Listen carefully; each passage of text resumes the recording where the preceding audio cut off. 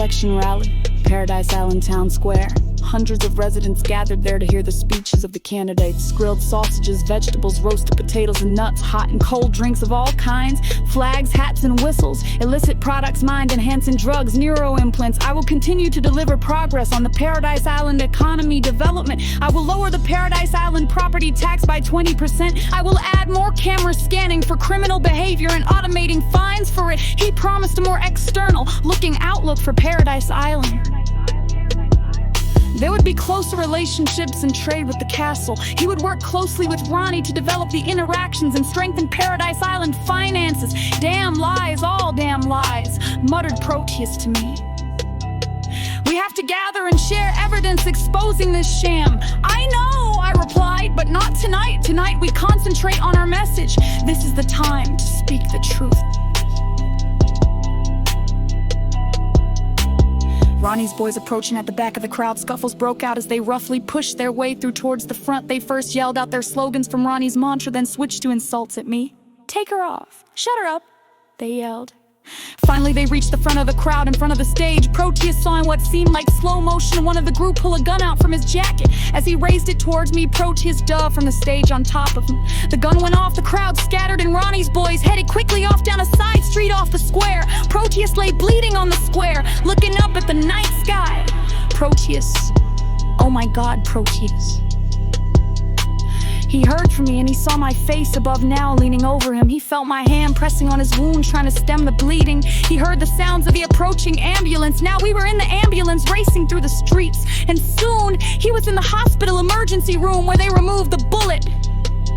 There was some superficial damage to his virtual body, but it was quickly repaired. Luckily, the lethal infecting code carried in the bullet had not penetrated his core code. Time to go home!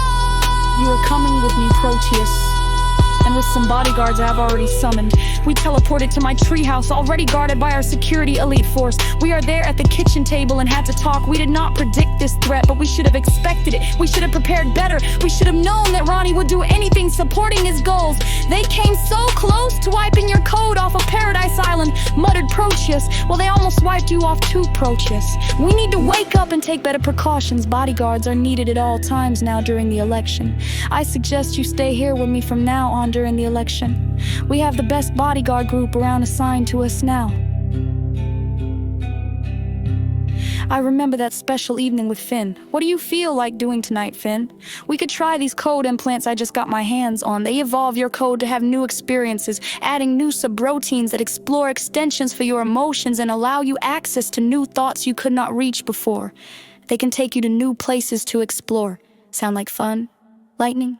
You look lovely again tonight. Why not? Let's give it a try and relax. Just grand, I said with a smile. We will have a good time. And we both implanted the code and laid back to wait for its effects to take hold. The sky darkened into a deep velvet. A wind picked up and blew through the garden. The trees bent over and touched their leaves onto the grass. The birds flew off and rested on the terrace fence. Daffodils pushed themselves out of the ground. A hole opened in the middle of the lawn and Sapphire emerged. She wore a white top, short black skirt, and long leather boots to the knees. She floated over to Finn and lay on the grass in front of him. I have missed you, Finn. Come lie here with me. Finn slid down and held her in her arms. Their clothes melted away into nakedness, and he looked into her eyes, but instead of the dark brown eyes of Sapphire's, he found my blue eyes looking into his butt. But I wore Sapphire's smile. My scent was Sapphire's. That favorite rock music song of theirs started playing. Rain started falling. It was warm and washed over Finn's body and soothed him. Lights were flashing. Gigantic candles appeared and were burning around us. We slipped away into a world of blurred colors and sound. We felt good but also paralyzed. Everything around shimmered. We saw the garden fade away. We were moving away from the fire into a darkness. And then all was black.